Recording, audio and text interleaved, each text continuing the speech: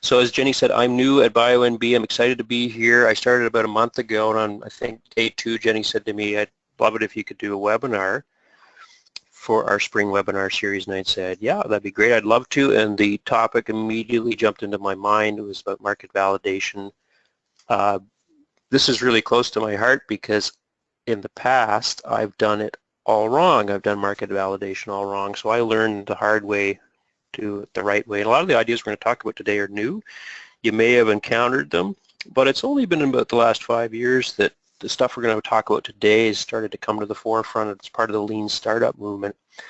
And I actually taught a course. I taught market opportunity analysis, market validation a few years ago, and I taught it the old way, and I was questioned how I taught it, and I was using the standard materials, and I started to question why there had to be a better way to validate instead of writing the big long report, which we'll talk about in a moment.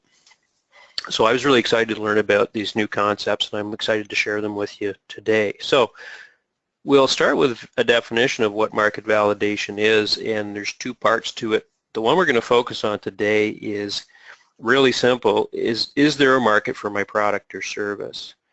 The assumption is you're starting with an idea or a concept, a prototype, which is the typical start of any business. And we want to determine if there's a market need for it. I want to distinguish that from concept validation, which a lot of people get confused with. Concept validation is deciding whether or determining whether an idea or a piece of technology actually works. And that's great, but if you're trying to start a business, it has to have a need in the market and a customer out there that it will give you money so that you can build a business. So they're 2 different things. We don't want to confuse those. The second box on the right is the second part of market validation is determining if your market's big enough to build a viable business. That's a whole other kettle of fish. We're not going to get into that today. Maybe in the future webinar we will, but the more important part at this stage is determining, hey, I've got a product or service that somebody out there needs. The second piece of that is, can you make a lot of money off it? Venture capitalists are looking for markets of $1 billion or more, size of $1 billion or more. So, you know, you want to be able to start a business that's going to have a high return because you put a lot of time into it. Why do you do market validation? Or how do you do market validation? It's done by interacting with customers from as early as possible. And that's the key to it. And that's the focus of today, is it's talking to people and learning as much from them as you possibly can. And you will find out a lot of information by talking to people. And why do you want to do market validation? You want to determine if your idea is worth pursuing. And why? Because you don't want to waste your time, energy, and money. The most valuable resource you have is time, and the cruel reality is most ideas are not going to be viable businesses. Ideas are dime a dozen, but if they turn into an economic entity, it's a whole other kettle of fish.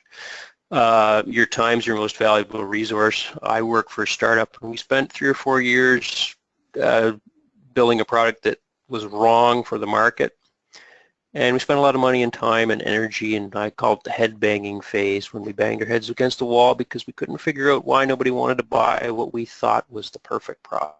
So I've been there.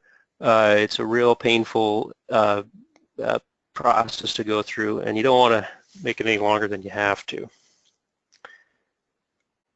So the question in the past has always been, can you build something? And we have a contractor in the business I work for, and Tony always says, yeah, Ryan, I can build you anything you want. The question is, do you have the money to do it? So yes, you can build that product, you can make that technology. But the question that you should ask is, should this product be built or should this service be delivered?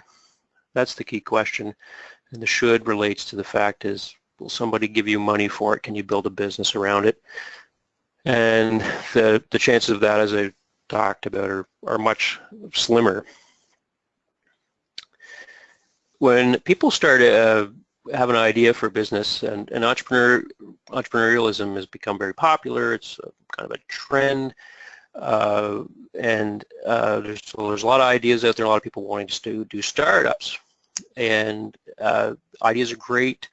I don't want to poo-poo the enthusiasm around that, but what people tend to do, and I've done it, is you assume you know who your customer is and what your product is. But the key thing you got to remember is you're starting out, you're just assuming that.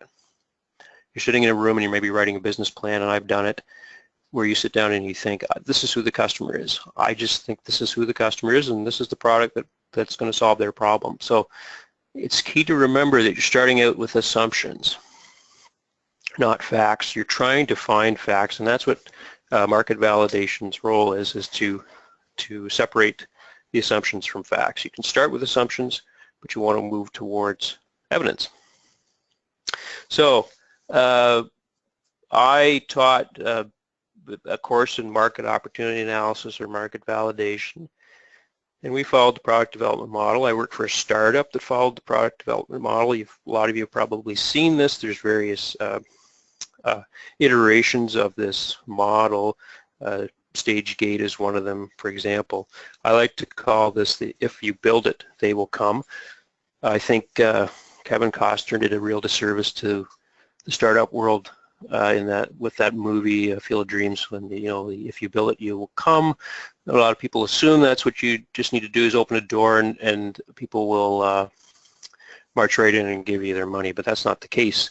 So the product development model, you start with an idea, and it's called Plan A, and then you sit down and you write a big business plan. Maybe it's 50 pages, 100 pages. I wrote a 125-page business plan once. It had the best spreadsheets in the world, but they didn't amount to anything at the end. You might do some what we call desk research. So you go out and gather some market research reports, go to the library, do some Googling, and the goal here is to get some funding. So you got this wonderful business plan. Then you get the funding, you go out and build the product as you think it fits the market. You might start developing your marketing materials at this point. And then this is particularly a case of software, but it holds true for any technology, as you do testing. And the testing you do surrounds usability.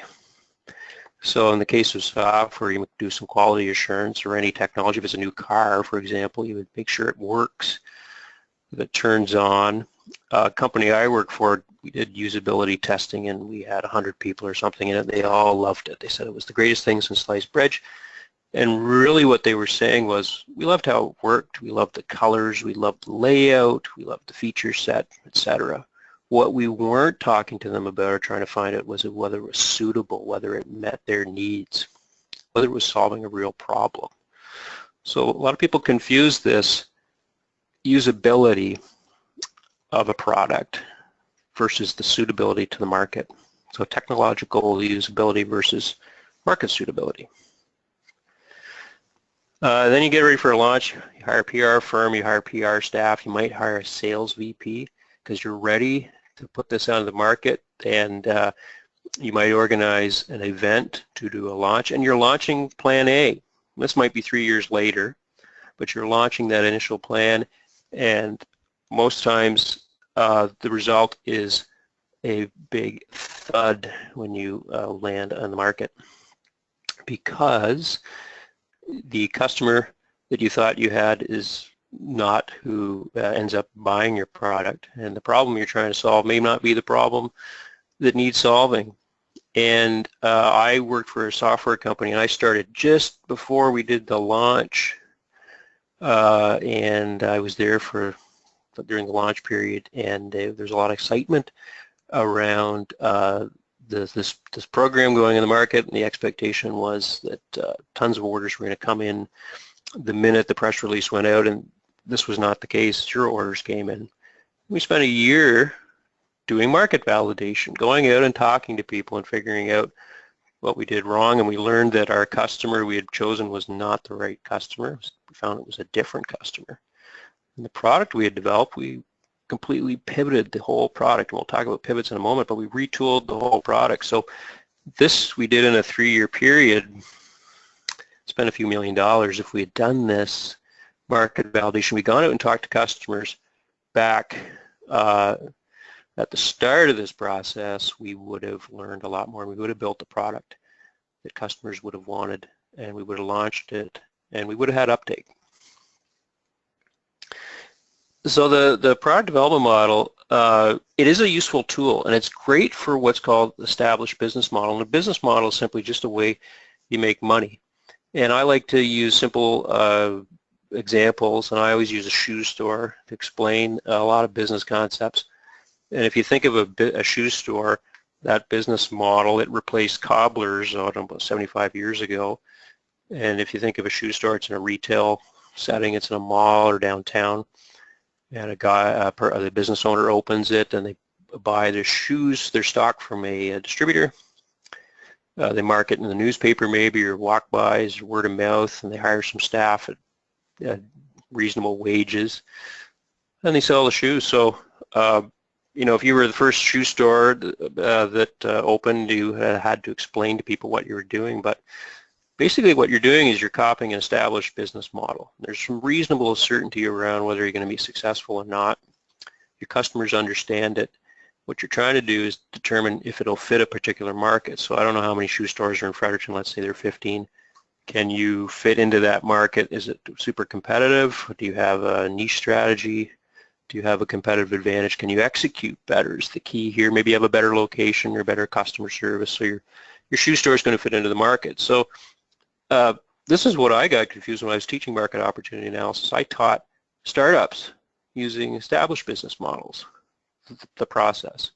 So we did all this research, census data, and collecting information from market research reports and trying to say, well, we'll extrapolate and do some Excel modeling and figure out if this is going to work. But the issue with startups is they're new products and services.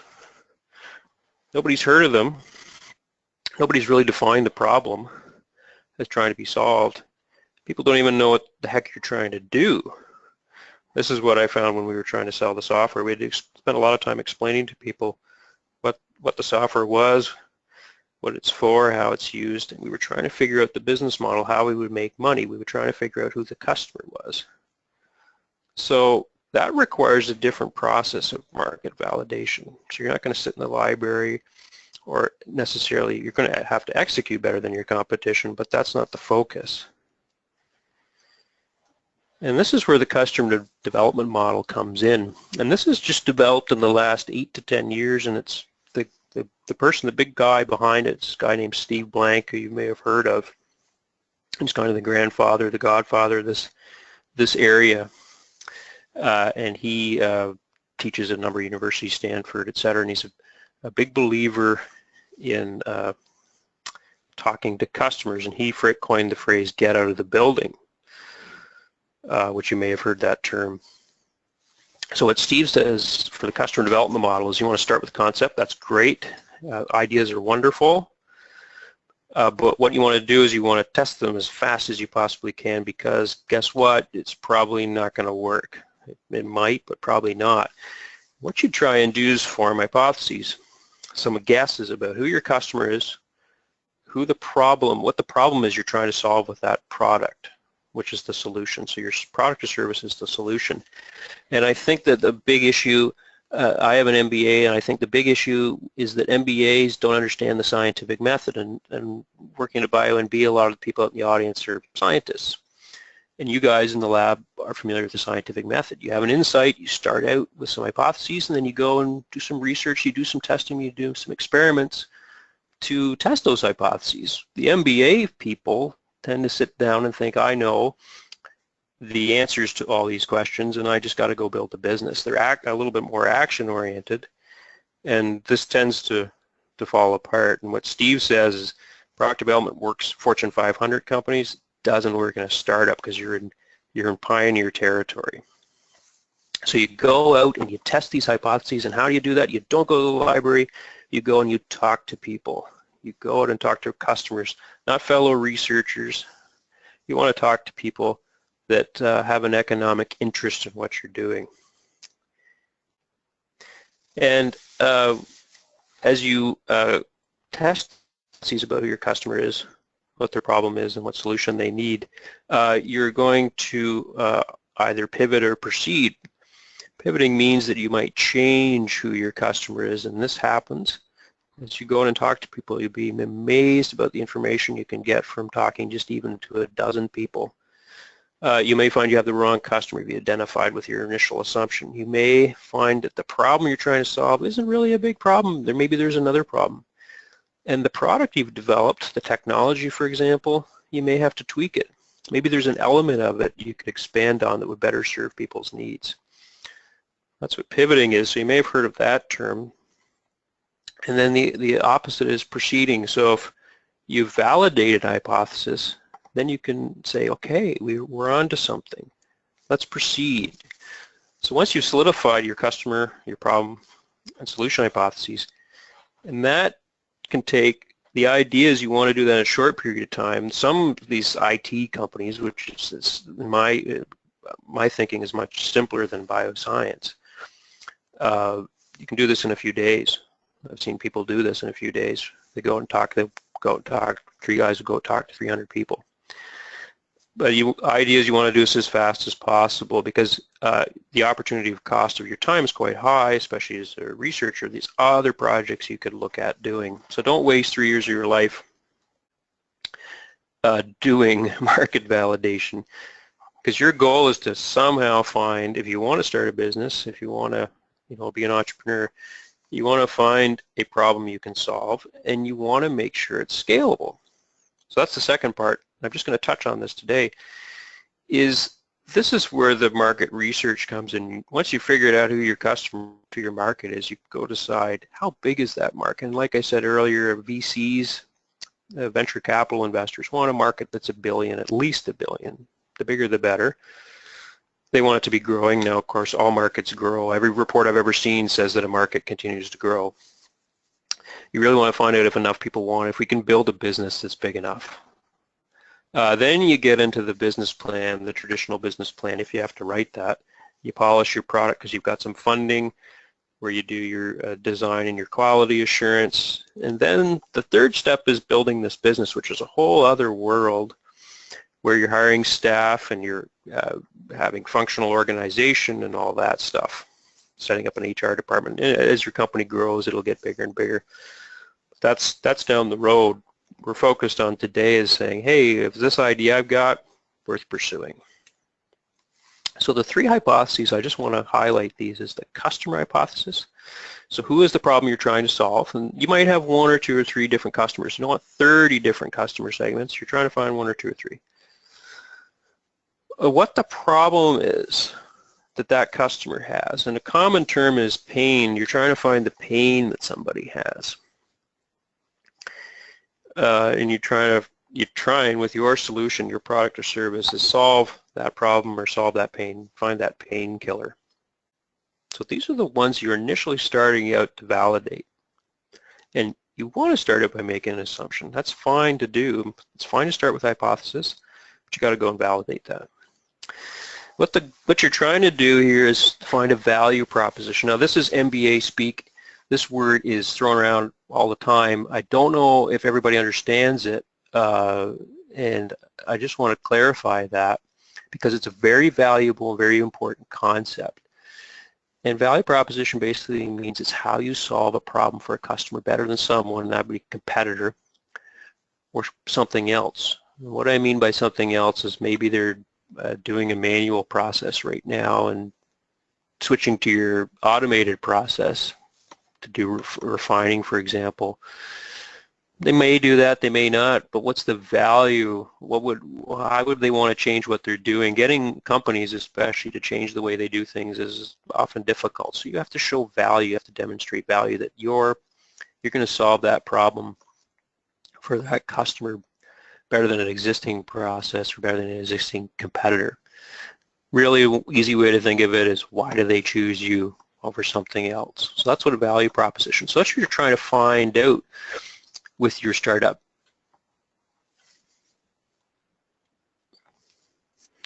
So just to highlight this, the customer development process is you form hypotheses, you test them, and you gain, and it's a cycle. So you reform those until you've validated them all. And I'm just going to give an example This is an idea I had, and this is a made-up example. I haven't actually done this, but I had this idea that Fredericton needs a direct flight to Boston so that people can get into the U.S. market faster. There used to be a flight Delta had a few, well, 5 or 6 or 7 years ago. It shut down because the airline that ran it went bankrupt or something, but it was quite successful. So how would I go and test this hypothesis? Well, I said, oh, I'm going to go talk to 27 people and identify, well, I'll go out to the airport and talk to the people out there, and I'll talk to people at the Chamber of Commerce,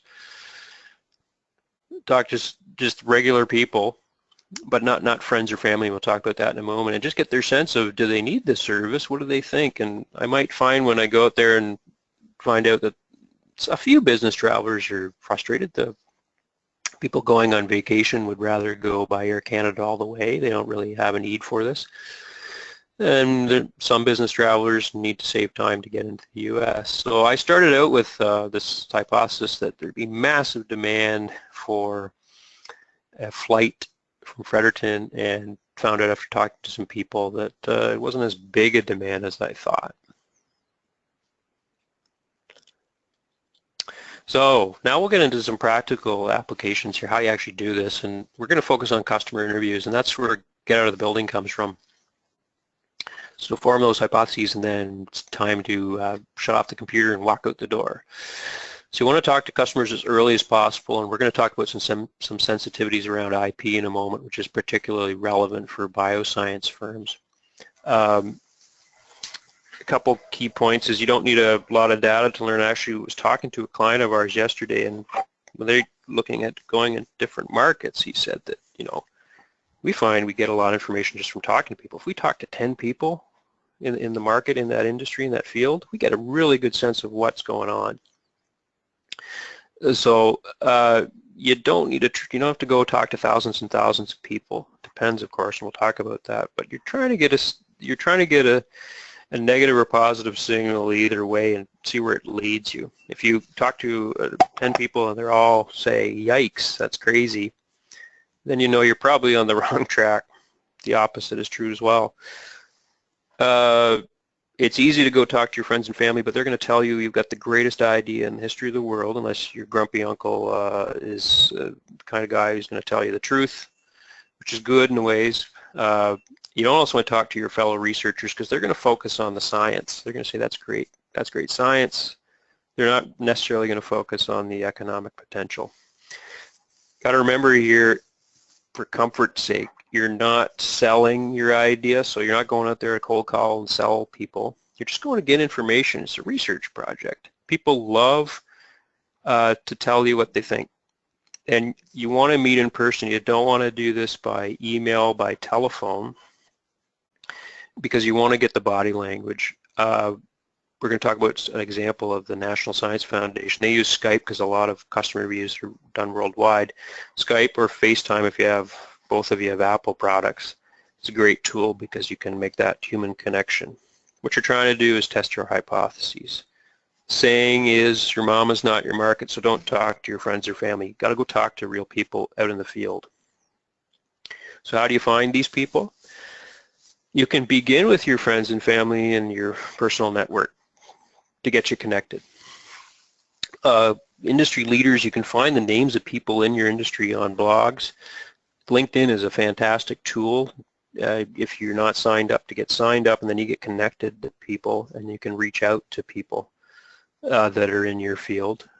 One way is to go to the website of conferences that are in your field and just look at all the speakers, grab their names, phone numbers, emails, and shoot them an email.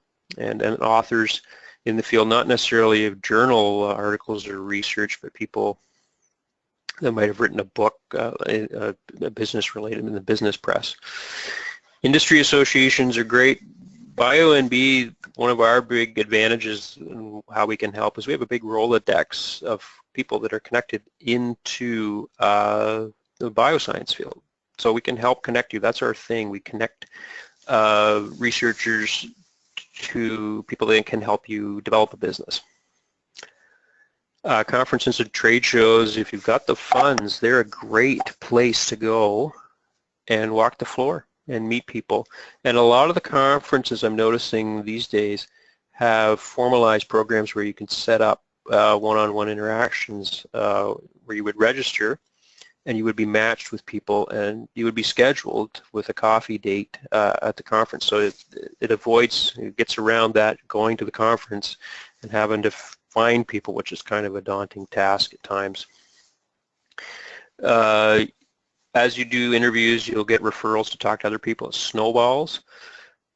It's not just potential customers, it's partners that you may have down the road. It's suppliers that you may have, and even competitors. And we're going to talk about, you're not getting into the details of your product at this point. You're just trying to understand who the customers are in this market and what problems they have.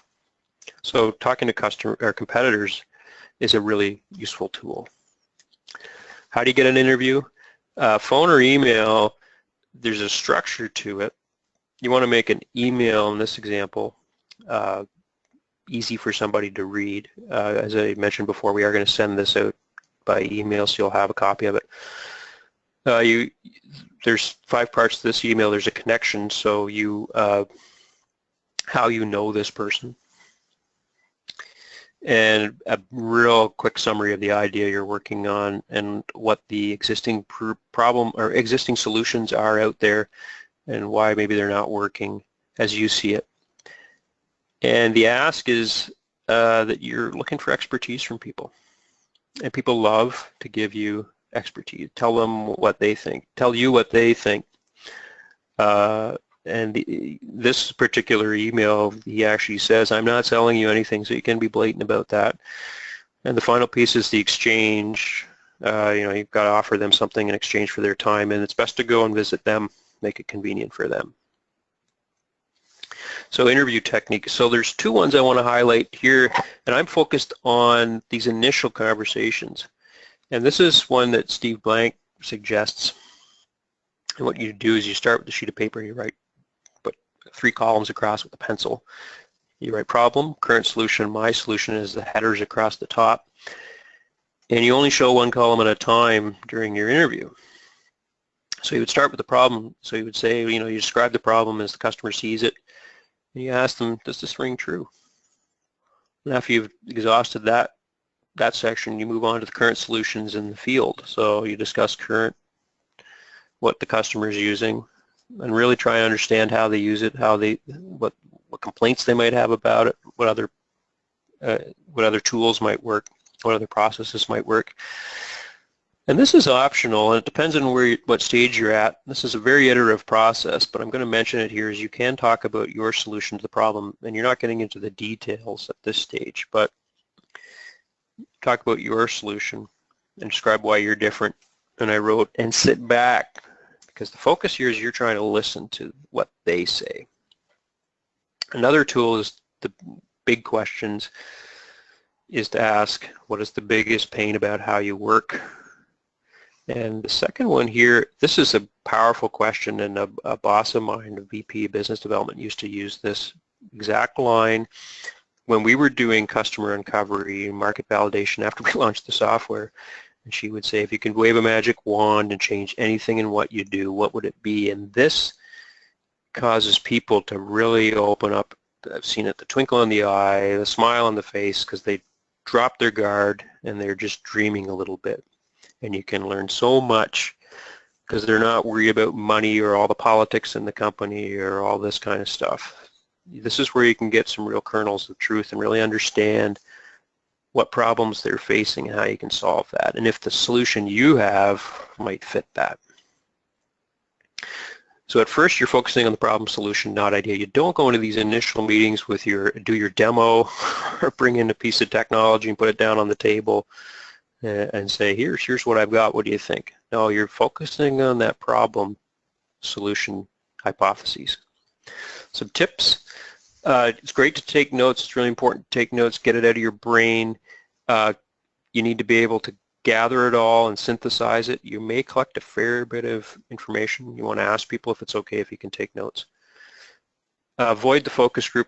What I mean by that is it should be a one-on-one interview, maybe you and your partner, but one other customer, because focus groups lead to groupthink. People aren't honest in them. They just say what they think the group wants to hear. I know that SurveyMonkey is free and easy and used a lot, and I use it, but it's got no place in customer development interviews because it provides answers, and people aren't honest on interviews, and actually people are getting tired of filling out the big long interviews. Surveys have a place down the road when you're trying to determine size, the scalability of the business, because you know the answers at this point of who the customer is. You're actually talking to people who might buy your tool. Learning is the goal here, so if somebody trashes what you're trying to do, don't get defensive and try and sell them. Just close your mouth and listen to what they're saying. That's hard to do, but you will learn a lot from that. And it's good to ask them when you start out and say, I want you to tell me what you really think, because I do not want to waste the next 5 years of my life building something nobody wants. So giving them that license to do that will be helpful to you down the road. Ask open-ended questions, focus on the problem, not features. The cheesy clip art there is meant to say, just to remind you, is your role here is to listen. 90% of what you're doing is listening, you're not talking. At the end, you want to ask for introductions to other people, and you're going to find that people will give you names, maybe more than you want. I've been in meetings when you walk out of there with 15 names to follow up, but that's great. That's what you want, and you want to follow up with a thank you maybe the next day, 2 days, and ask for those intros, because they'll walk out of that meeting, they'll be having dinner that night, and they'll think of 3 other people to talk to or another program to look at. They're going to give you more information. How many interviews do you have to do? It depends. If you're doing consumer stuff, and we're not doing that here in the biotech, but look at about 100 interviews. In some cases, I was watching the webinars and have to do 1,000, which is not impossible if you've got a team of people. Business to business, usually looking at 20 people in the field. I was talking about the example of the guys that they talk to 10 people. I mean, they're selling in an industrial world, so talking to 10 people gives them a really good sense of what's going on in the market. The National Science Foundation, which we're going to talk about in a moment, they require their teams to do 100 interviews minimum. And they get a lot of rich data out of that. Good starting goal, we like to tell people, go talk to 12 people and then let us know what you find out. And you're going to end up talking way more, but that initial 12 really gets the ball rolling. How many do you need to approach? Sometimes multiply that, how many you want to do, by 3. The interviews are the short part. It's getting the interviews the hard part, because everybody's on vacation, they've got busy schedules, et cetera, et cetera. So the time period may, be longer than you think, but you just persevere in getting these interviews because they're worthwhile. Excuses for not doing customer development interviews. Google's great. All the answers, I guess, are out there, maybe. They're not really, to be honest with you, because you're doing something new. Nobody knows your market is. You're creating a market.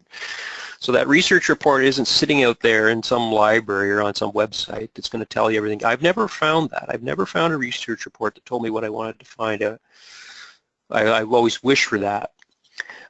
Here's a common one: my product's not ready to sell, and that's for sure right, because you're not ready to sell it. You don't even know if you have a product that anybody wants to buy, and that's what you're trying to find out here.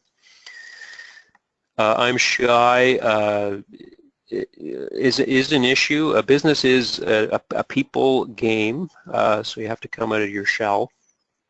But one thing about customer development interviews is people love to help, as I mentioned, and you're not doing a lot of talking. They're doing the talking. You're just listening and learning.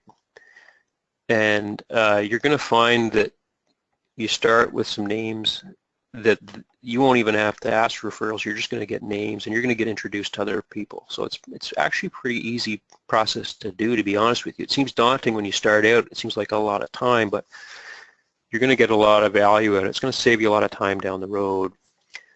Final excuses, my idea would be stolen. This is an issue for bioscience, and we're going to talk about that on the next slide. But the issue is if you hold your cards too close for a long time, you're not going to get anywhere. That said, your IP is key when you're doing technology, and I'm not talking about software, I'm talking about real processes, the kinds of things our clients are doing. You need to review your protections before you do customer development interviews. Doesn't mean you have to go out and get a patent and hire lawyers, but you need to talk to somebody and see where you're at, what you need to do. Because talking to the public, which is what you're doing, can be considered to be public disclosure, and that can prevent you from filing a patent down the road. There is the ability to use a non-disclosure agreement, but again, you need to get advice around the proper format. I mean, you can download those off the internet, but whether it's useful to you is another question. And some people don't want to sign these things. Resources for getting some help. You don't have to, like I said, go talk to the patent attorney right away. I mean, it's $500 an hour just to say hello. CPO is a great resource. If you're in a university setting, there's the Technology Transfer Office. Just about every university has one. UNB, if UNB has Office of Research Service. And BioNB, we're a great resource. We're not lawyers, we're not experts at IP, but we can connect you to people that can help review where you're at before you begin this process. But I want to say, and Steve Blank actually did a video on this for bioscience, life science, pharmaceutical, and said, you know, you're listening to people, you're not giving them all the details, you don't even have to tell them what you're doing necessarily, you're just trying to understand the problems they have and what kind of solutions they might be looking for.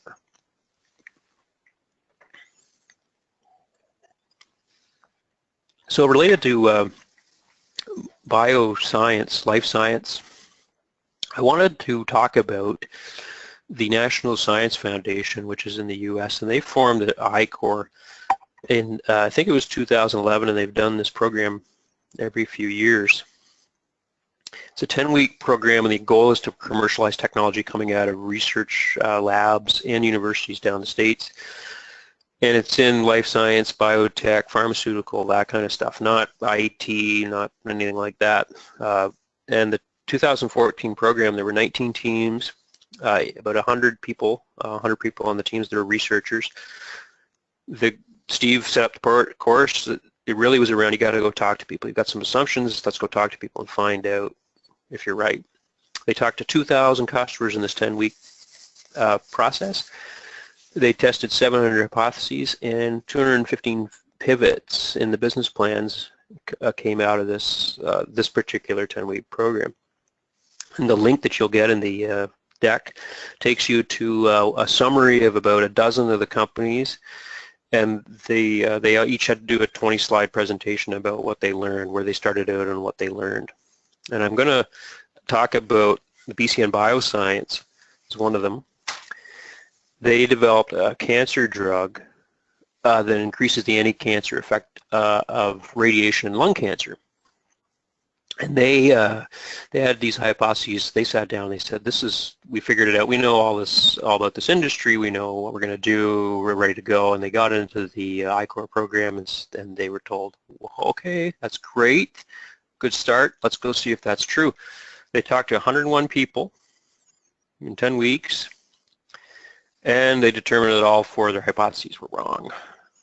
So they initially thought that their customers were radiation oncologists to buy this particular drug, the doctors, and they found that doctors could care less. They didn't want to have anything to do with it in terms of buying it in an economic interaction. It was the licensing directors at the big pharma companies that they determined were their customers. Mechanism of action data, they felt it wasn't needed for the drug, and they determined after talking to people that, yeah, you do need to get that. And they assumed that they needed to do a phase 1 trial, and they found they didn't have to, not for licensing. The model they were going to do was licensing, and they assumed that it would take them 6 years and $5 million. This was interesting because they found out, because they did the licensing model, that it would only take 3 years and half the money, which was nice, which is a nice thing to hear. So the other thing they found out was that the solution they had was limited, and that when they talked to people, they found out that it could be used for some other medical issues, idiopathic pulmonary fibrosis, tumor sensitization, and dermatology applications. So this created other revenue streams, increased the value of the business. So they learned a lot by going out and talking to people, and their plan initially was to get the sales guy and start going and knocking on doors of doctors. And they just took this 10 weeks, and they learned a lot and retooled their entire business plan. Speaking of business plans, the last thing I want to say is that business plans have a role, and the picture there I have is the traditional 100-page plan, but the point I want to make right now is you don't start out by writing that business plan. That comes later, and I'm going to do a webinar in a couple weeks on lean business plans, which I say don't bother with that big, long, fat document because it's a waste of time and trees. But the business plan is essential in developing a business. It's just the format and when you do it. And if you go through the customer development market validation process, you're going to have a valid business plan. There's nothing better than going to an investor and saying, yeah, we talked to 500 people and this is what they said. It's a validated plan. It's not made up stuff. I've been in meetings where people say, I think the customer's this, I think the problem's that. And then the VC says, whoa, who have you talked to? Well, nobody. So you go into that, writing that business plan, you've got a validated market. It's really going to speed things along for you and make your life easier. It's going to write itself, and you don't have to write that big plan. You can get into the tool I like is the slide deck, the Sequoia Partners model, which I've used. There's one pager, a lot of talk about the business model and lean canvas, and we're going to talk about those in the webinar coming up. And then there's the traditional written plan, which typically these days is shorter, less spreadsheety, and you may need those for banks and government, but I do want to make a point that the banker I have for a business I work for, it's traditional business, our bankers at BMO, he's a great guy, he wears a suit, to, your traditional banker, and he would prefer people give him a one-page business plan for any business, whether it's a coffee shop or it's an industrial facility or a real estate project. He just wants to know who the team is, what your assumptions are around revenues. Have you validated your market? He said big thing is validation of market and team. And I just need that on a sheet of paper. I just need to know that you've thought about it and you've talked to people and you understand your market. I don't want the big, long document. And he'd seen a lot of big business plans written by consultants, and the bank doesn't really read them. So last thing I want to do before questions is link you to some resources. Steve Blank wrote that book called The 4 Steps to the Epiphany on the left there, and that's kind of the Bible of the lean startup movement and started the whole customer development process. Steve is a very detailed guy, I guess. I don't know if his background's in engineering or whatever, but he gets into a lot of detail, and somebody wrote a Coles Notes version or the cheat sheet to his book called The Entrepreneur's Guide to Customer Development. You can download that for $10 and you can read in about 45 minutes. It's just a PDF. That's a great tool. And Ash Maurya, he developed the Lean Canvas, and he wrote a book about 5 years ago called Running Lean, and he's got a really good practical process for doing customer development interviews. He kind of built on what Steve did. His focus tends to be on IT, but the principles are the same. So it's a good resource. And that's my contact information, and if you have any questions after this, you can reach out to me at that email and that number. But now we're going to open up the floor for questions. Hi Ryan, thanks. That was really fantastic. We have a few questions from the audience. The first one is about market research reports and the so-called desk research. I understand that the customer interviews are a great way to test your hypotheses, but what role do market research reports have when you're validating your market, and are they still useful? Yeah, the great question, and the market research reports have a role. They're a good way to get information about understanding your market. If you determine what your market is, the real role they have is when you're trying to determine if the business is scalable. So once you've determined what who your customer is, who your market is, then you can just start sizing that market. In a lot of business plans, we're going to talk about this in the workshop that I'm going to do, or the webinar I'm going to do later, is you got to size your market. How big is this particular market? But you'll find when you start out, you assume that, well, we're going to sell into market X, and it's this big, but you may find that you're going to sell into market C, for example. I tend to think of, and my first degree was in history, so I'm a big research person. I was thinking about this today. Is our professors always taught us there's primary research or secondary research. Primary research is more valuable. So you go out and talk, you do interviews. I remember in history doing seminars. We do for our thesis. We talked to a lot of people. We'd go out and read newspapers and look at artifacts, and then we would do the secondary research in the library. We read journal articles and look at sort of the books that other people had written. That was secondary, so that's why they called it secondary research. And that's why I see the research reports as secondary. You're going to get way more out of talking to the right people in depth than you are from dozens of reports. Great. My other question is regarding how you communicate the results of your customer interviews when you're talking to VCs. So when they ask, have you validated your market, is it enough to say, I've interviewed 20 industry leaders? Do you need to give names or amount of people you spoke to? What sort of answers are they looking for? Yeah, I've seen in pitch decks and business plans, and pitch deck is just a short, like a 10 or 12 slide. We talked to X people, or whatever that number is, 36 people, and these are the summary of the findings. An appendix or appendices to a larger, your traditional business plan could list who you talked to and when. It's just like back to the history when we do our thesis, we had to list who we talked to, what day it was, the location, all the details around what we discussed. And like I said, you want to have a box somewhere or a file on Dropbox or wherever, your hard drive, of all that information. You want to collect all that information so you have it. So it depends who you're talking to too. I mean, this is new stuff in a ways, and I'll tell you though that if you can tell an investor that you've actually talked to potential customers, you will set yourself apart from the majority of people who have not actually left the building. Good to know.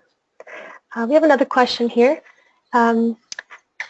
So one of our audience members has heard that intellectual property is only as good as the money you have to defend it.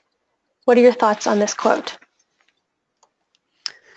Yeah, I mean, I'm not an expert in IP, but I think what the questioner is saying is, if you've got a patent for some technology, and if you have the money to get it protected, that you've got to go defend it. And I've heard a lot of cases where, a big company will just, steal an idea because they can afford to go to court. They can afford the big bills you maybe can't. That doesn't mean you don't want to look at this. And again, I'm not an expert at IP, but it's worth, before you go out and do those customer development interviews, to make sure you're not doing a public disclosure. My personal, and this is just an aside, and I'm new to bioscience, so I don't understand all the issues around technology. I do, but I'm coming from a background where I kind of said, to heck with IP, because if you can execute better than your competition, you will succeed. And that's really what it comes down to. Ideas are a dime a dozen. There's millions of ideas out there, and maybe not so much in biotech, but in software, for example, look at Facebook. There were 5 or 6 people doing the exact same thing as Zuckerberg, and he just was more aggressive and just better at it, and figured out that he would roll it out by going through university campuses. So, we might not be using Facebook if it wasn't for the way he did it. So I think execution is key. But that said, this is, it all depends on the situation. So I think it's worth at least looking at making sure that you've got your ducks in a row on IP. Great. We have another question about customer interviews. If you're looking to get expertise from a large organization, do you have any tips on how to get a hold of the decision makers or the person you need to talk to? Yeah, I think a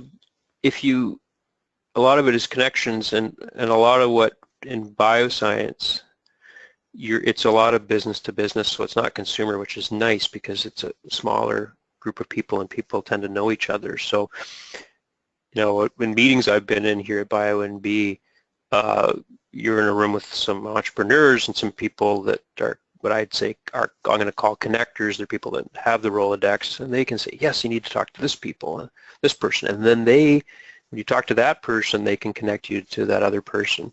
If you're cold calling somebody or reaching out of the blue, that's a worthwhile strategy. For example, I said, if you find somebody's name off a conference website, they were a speaker and they work at IBM, you can always do the cold call and reach out. The email works, but the phone does work. In reaching out, doing that cold call, you'd be amazed. You may not get through to them, and you may have to move on to somebody else. But don't stop your customer development process because you're waiting for that one wonderful conversation, because you may never get it. Like I said, I think you need to reach out to 3 times the number of people that you want to interview. Great. I had another thought on, again, the customer interviews. You talked about some of the fears as to why people don't get out of the building. Do you ever, when you're talking to potential customers, do you ever run the risk of seeming ill-informed or naive? Is there anything that you should really keep to yourself? And how do you seem confident about your market even that early on? Well, I think it's good to come across as naive and not knowing anything. That's a good way, because even though you might know more than you let on, that way you'll probably get a lot more information from the person. They might explain some basic things that they might have avoided if they thought that you knew more.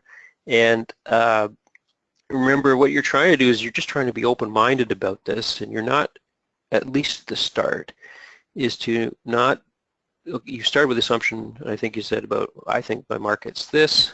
Well, you're probably wrong, to be honest with you, so put that aside and listen to what people are saying, and you don't just go on the opinion of one person you talk to.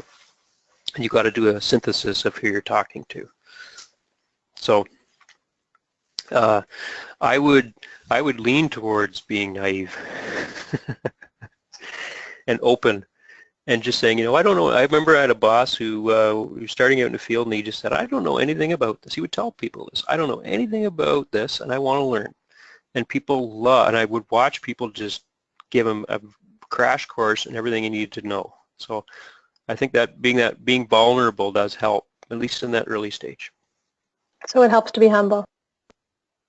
Yeah, yes, and I've made that point about don't be defensive, and this would be hard, the person saying that anybody would do that kind of solution to that problem, we have to be crazy. You've got to listen to what they're saying and not say, whoa, well, no, that you've got that wrong, or whatever it is. So like Steve Blank, I think he says, you're 90% of what you're doing is listening, not talking. Great. It looks like that's all the questions we have, but I do have a comment actually from someone in the audience. He said, instead of entrepreneurs paying consultants to develop market reports that just regurgitate what they've been told anyways, we need more financial support to hire market developers with more concrete actions instead of them just developing theoretical reports. Do you have any comments on how you and your new role can help entrepreneurs do real market validation? Well, this is a really good question. I didn't talk about this, but the people that have to do the customer development interviews are the founders. not a consultant, not me. You have to go out and do it. And the reason that, because of that, is because the consultant will just spit back, or I will just spit back what we hear. But you as the founder, you need to hear what people are saying, and you need to be able to understand right from the ground what people are thinking, so that you can make that change. Only you can make that change. And I know this from being an employee in companies. It's harder to convince people at the top about something that they heard, that I heard, than for them to hear it themselves. So, yeah, the hiring the consultant to do your customer validation would be, I wouldn't advise that. It's something you have to do. What was the other part of that question, Jenny? That comment?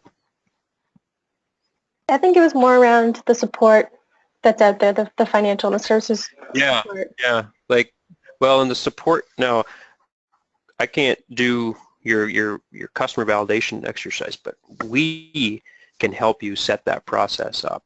And that's part of what this webinar is to explain what this is. And the big thing that we can do, and we'd love to help on getting you the names of people to start with. And we've done this where we say, here's 10 people you think you should start with.